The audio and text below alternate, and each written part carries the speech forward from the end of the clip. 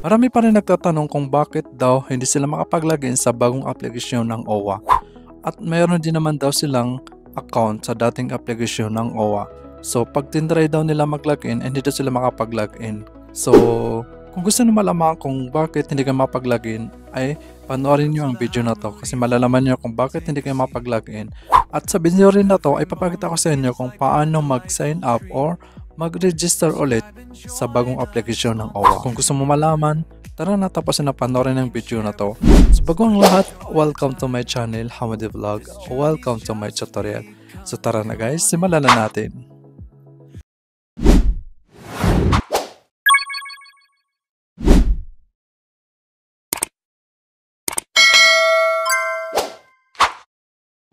So anong gagawin natin, ipin natin yung application natin sa OWA. Ito pa yung bagong release ng OWA na application.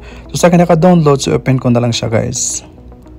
So dito kung makikita nyo, may nakalagay na login. So dito guys, ang makapag-login dito ay yung nakapag-register na dito sa bagong application ng OWA. Kung may dating kayong account doon sa dating application ng OWA, ay hindi nyo po dito pwedeng i-login.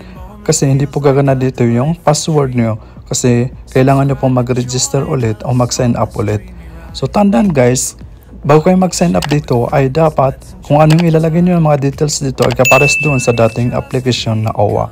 So paano mag-sign up? Tap natin itong sign up sa baba.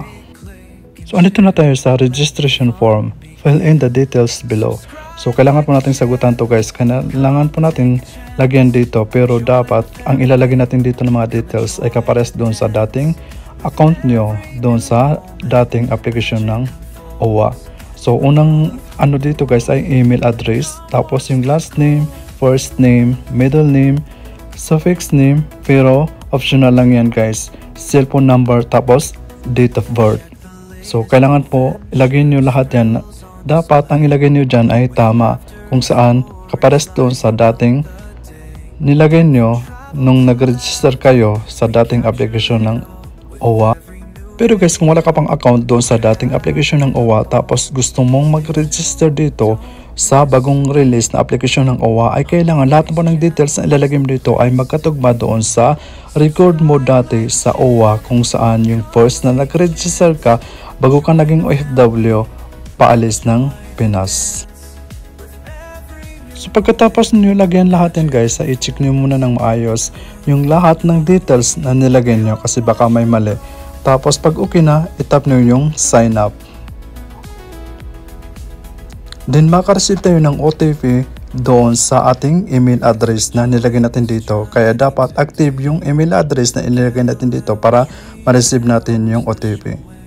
So, i-check nyo yung email address nyo kasi doon sinend yung OTP. Tapos, i-input natin dito guys. So ilalagay na natin yung OTP na na-receive natin doon sa ating email.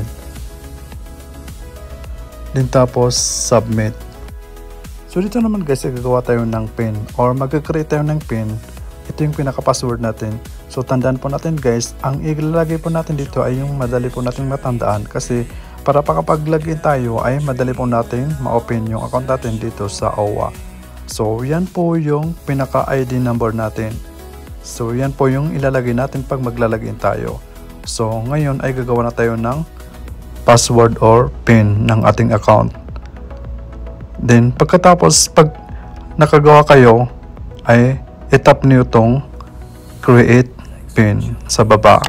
Nandiyan lang sa baba, itap niyo yan guys. So ayan na guys, nakapag-register na tayo dito sa bagong application ng OWA. Registration completed.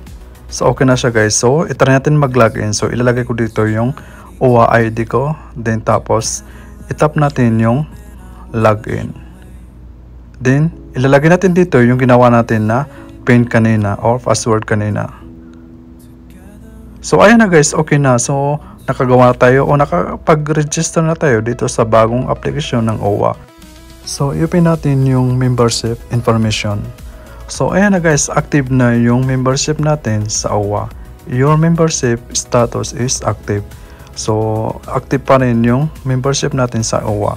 So ganoon lang kadali guys. So ganoon lang mag-sign up or mag-register ulit sa bagong application ng OWA. So sana may natutunan ka sa video tutorial na to. Kung bago ka lang sa channel na to, don't forget to like and share and click all the bell button para lagi kang updated every time na bagong tayong tutorial. Kung may mga katanungan kayo, suggestions, mag-comment lang po kayo sa baba. So hanggang dito na lang. Maraming salamat. Thank you for watching. God bless. Stay safe always. Have a nice day. Together we'll dream in our own special way.